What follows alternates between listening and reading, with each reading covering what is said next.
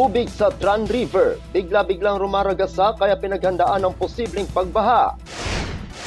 Motor napper suspect nahuli sa bayan ng President Quirino. At nang agaw ng cellphone, arestado sa bayan ng President Quirino. Yan ang ulo ng mga balita sa Sultan Kudarat Headliners.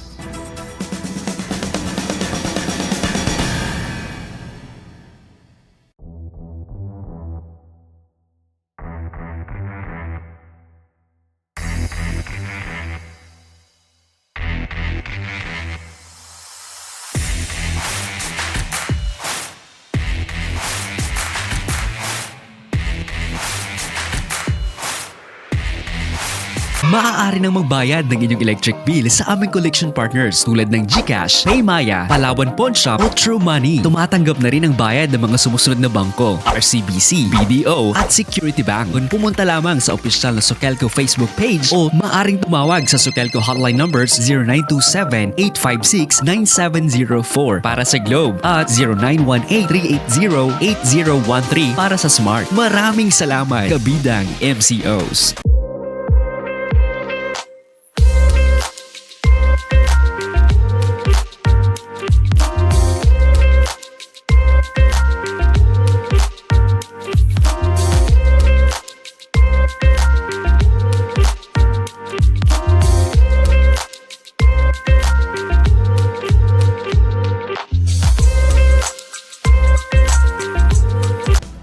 Magandang araw, lalawigan ng Sultan Kudarat.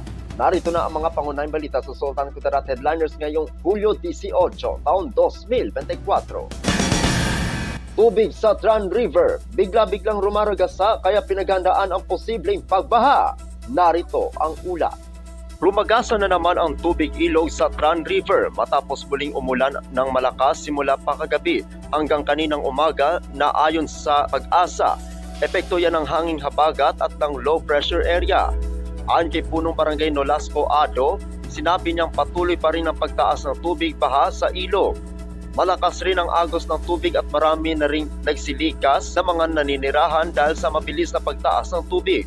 Dagdag pa niya, nananawagan ito sa kanyang nasasakupan na magdoble ingat at mapagmatsyag sa paligid at tumawag agad sa mga kinauukulan para sa pagresponde kung sakasakali. Samantala, pinag-iingat din ang mga barangay ng Tran, Barangay Dato Caron, Barangay Tagisa at sa lahat ng mga nasa malapit sa ilog. Ako ang inyong kaibigang Apolinario Terdi Valencia para sa Sultan Kudarat Headliners.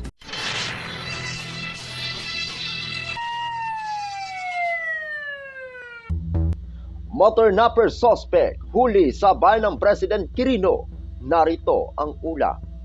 Kulungan ng bagsak na magpinsang sospek sa pagtangay ng motorsiklo ng isang pulis.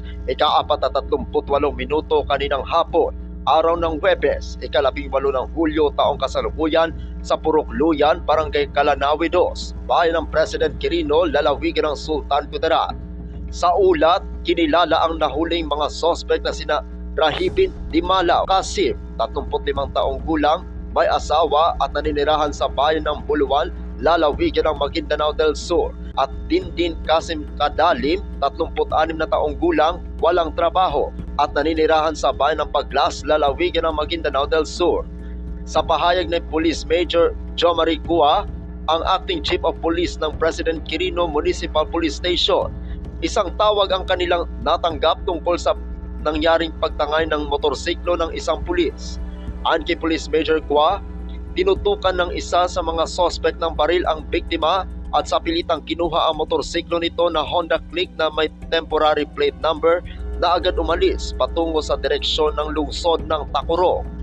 Binaril pa ng pulis ng 2 beses ang mga sospek bago tuluyang nakalayo kaya tinamaan ang isa sa mga sospek. Nang matanggap ng himpilan ng pulis ang tawag, agad na nagsagawa ng dragnet operation ng President Quirino Municipal Police Station kasama ang tropa ng Tacorong City PNP, RSOG 12, SKPIU, 1202nd MC RMFP 12, Tracker Team Delta, RID 12 at Task Force Talacodong hanggang sa makordon ang mga ito sa Barangay Road, Purok 2, Barangay Tuato sa nasabing bayan. Na-recover sa nasabing mga suspect ang isang Unit 22 revolver, isang Unit 38 revolver, 8 buhay na bala, isang fragmentation hand grenade, isang large sachet ng pinaniniwalaang shabu at isang unit ng Honda ADV 150, kulay gray na may template number 1101-824242. Agad naman na isinagawa ng SKPECU ang safe procedure sa na-recover na fragmentation hand grenade. Dinala naman sa paggamutan ng isang sugatan na suspect at ikinulong ang isa pa. Mahaharap ngayon sa patong-patong na kaso ang mga naarestong suspect. Ako ang inyong kaibigang Apolinario Teddy Valencia para sa Sultan Kudarat Headliners. Para sa uling balita, nang agaw ng cellphone, arestado sa bahay ng President Quirino. Narito ang ulat. Arestado ng pinagsanib na puwersa ng Tacloban City PNP at ng President Quirino Municipal Police Station ang dalawang sangkot sa pang-aagaw ng cellphone nitong nagdaang Miyerkules, 10:20 ng gabi, 17 ng Hulyo taong kasalukuyan sa bahagi ng Purok San Isidro, Barangay Calyan, lungsod ng Tacoro. Sa ulat mula sa PNP, kinilala ang mga naaresto na sina alias Ogie, 21 taong gulang, isang mag-aaral at naninirahan sa Barangay Pandag, bayan ng Pandag, lalawigan ng Maguindanao del Sur, at alias Omar, 27 taong gulang, isang mangingisda at naninirahan sa Barangay Poblasyon, bayan ng Buluan, lalawigan ng Maguindanao del Sur. Sa impormasyon mula sa PNP, isang biktima ng snatching ang dumulog sa himpilan ng Tacloban City PNP upang iulat ang nangyaring pagtangay ng kanyang smartphone. Sa naging salaysay ng biktima, habang nakatayo ito sa gilid ng highway ay biglang dumating ang nakakulay itim na Kawasaki Badja na sakay ang dalawang lalaki. May dalang patalim ang mga suspect, dagdag nito, kaya't sa takot ay naagaw ng mga suspect ang cellphone nito. Nang maitala ang pangyayari, agad na nagsagawa ng pursuit operation ang pulisya. Mabilis din na isinagawa ang koordinasyon sa mga himpilan at checkpoint hanggang sa maispatan ang mga ito na papunta sa bahagi ng bahay ng President Quirino. Dito na sinundan ng mga pulis at sundalo ang dalawang mga suspect hanggang sa maharang ang mga ito sa CPAC sa bahagi ng Barangay Katiko, bayan ng President Quirino. Ako ang inyong kaibigang Apolinario Teddy Valencia para sa Sultan Kudarat Headliners.